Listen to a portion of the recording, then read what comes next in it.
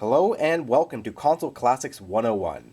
In this installment, I'm talking about the Nintendo GameCube, first released by Nintendo in 2001 as one of the main competitors to the Sega Dreamcast, the Microsoft Xbox, and the Sony PlayStation 2. The GameCube was Nintendo's first disc-based media system, and this was a big leap for Nintendo, although they took it in baby steps, because although the game system did play disc-based games, it still didn't play standard DVD-sized games or was a DVD player. The GameCube played these special format of DVDs that were these little mini discs. These little mini discs would have faster load times than standard DVDs, and that was a big boon for the Nintendo GameCube. But unfortunately, the storage capacity of these discs was only 1.7 gigabytes, as opposed to the 4.7, which is the standard DVD size.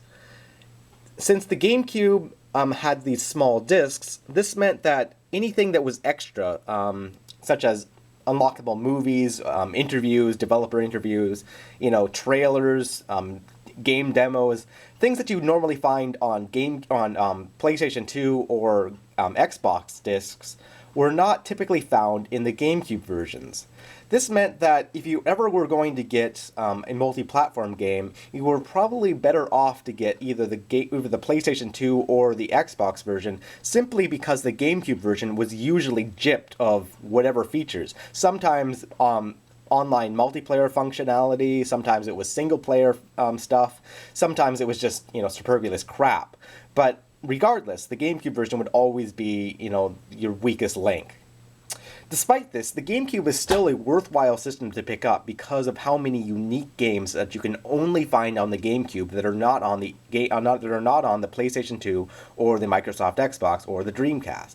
This is a great system to pick up nowadays because the GameCubes are very cheap to buy, and a lot of the games that you can find very easily and very affordably.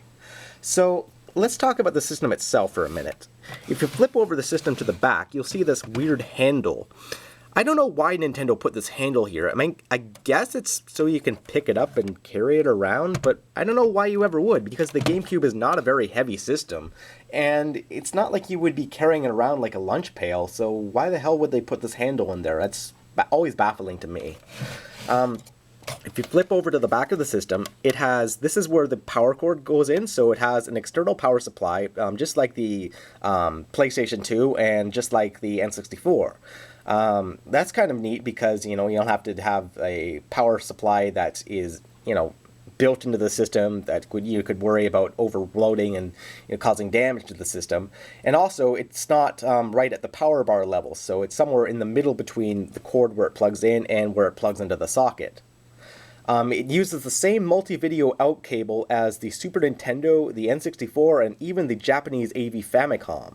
What's neat about that is this single connection will supply composite video, RF video, S video, and if you have a European GameCube, this will also support RGB. The North American GameCube does not support RGB, so keep that in mind if you plan on using an RGB setup with it. To compensate for that, early models of the GameCube came with this connector here. This connector is the digital AV out. What that essentially means is that's component video. Now, unfortunately, component video cables are extraordinarily rare for the GameCube because they were only ever sold through Nintendo's online store and never sold in, retail stores.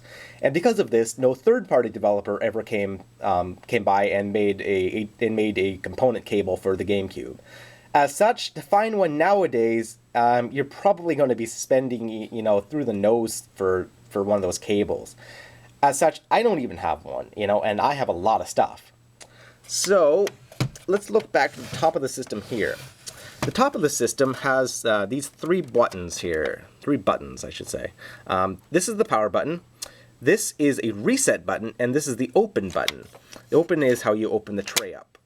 Now, the reset button is unique to the GameCube. Neither the PlayStation 2 or the Xbox have a reset button, which is kind of neat because, or actually, you know what? The PlayStation 2 does have a reset button. So scratch that.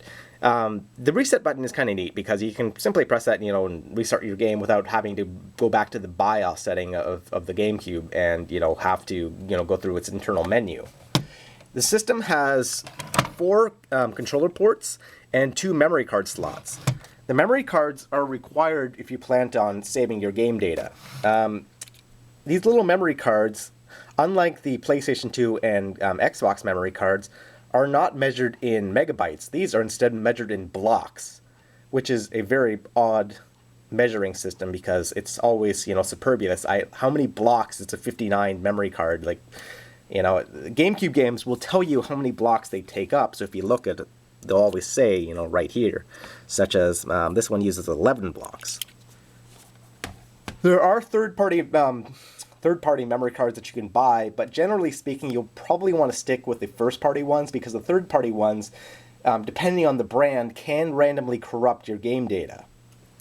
The GameCube had a lot of things going on for it, but it also had a lot of disadvantages as well. For one, the GameCube controller was this weird controller that was only really suited for games that were really designed for the GameCube controller. Especially the button layout, with having this weird thing as opposed to the standard diamond shape that was been in use since the Super Nintendo. Because of this, porting any multi-platform games over was always daunting because, especially for fighting games, because this button layout just is not ideal for fighting games. As well, its D-pad is super tiny. The D-pad is actually the exact same D-pad as used in the first model Game Boy Advance, so Nintendo simply recycled the same part and put it in the GameCube controller. Originally, the GameCube controller wasn't even supposed to have a D-pad in the first place. It was just going to have the analog stick and a C-stick. But I'm glad they eventually did add that in because that's very important. The GameCube controller is a nice controller. I'm not saying I don't like it, it's just that it's not very ideal for games that were not designed for this controller exclusively. Now, the GameCube had a lot of unique accessories for it. One of the best is called the Game Boy Player, and that's this thing right here. This thing allows you to play Game Boy, Game Boy Color, and Game Boy Advance games right on the GameCube, and it simply plugs in just to the bottom of the system and goes like that. So there you go, Game Boy Player. Alright, so now I'm going to talk about 10 games that I recommend newcomers to the system should pick up. Now, GameCube games aren't very expensive, but you should consider this list as a beginner's list. This isn't necessarily 10 of the best games for the system, but they're certainly not bad games either. So let's get into it. The first one is, of course, Super Smash Bros. Melee. One of the best party games for the GameCube with extraordinary music, a lot of fun, great game. One of the GameCube's only RPGs, this is Tales of Symphonia, which is part of Namco's Tales of series. This was the first 3D Tales game, and it was exclusive to the GameCube for at least a little while. This is a great game. It comes on 2 different discs, so it's a very huge game. Huge RPG, action RPG, really worth playing. I love this game. Resident Evil. This is the Resident Evil remake, exclusive for the GameCube, that is a remake of the original game. If you like survival horror games, then you need to pick this game up. Legend of Zelda: The Wind Waker. This is one of the best Zelda games ever made. I love this game. Star Wars Rogue Leader, which is Rogue Squadron 2. This is one of the best Star Wars games ever made and was certainly one of the best launch titles for the GameCube. Soul Calibur 2. Although Soul Calibur 2 also came out on PlayStation 2 and the Xbox, the GameCube version exclusively had Link from The Legend of Zelda, and Link really fit within the Soul Calibur 2 universe, with the weapon-based fighting game.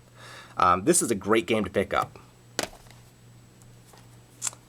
F-Zero GX. F-Zero GX is the GameCube counterpart of F-Zero AX, which was the F-Zero arcade game made by Sega. That's right, this is a Nintendo game made by Sega, and it's phenomenal. Metroid Prime, one of the best games of all time. Enough said. Resident Evil 4, also one of the best games of all time. And lastly, of course, although not a game, the Game Boy Player. Well, thanks for watching, guys, and I'll see you next time.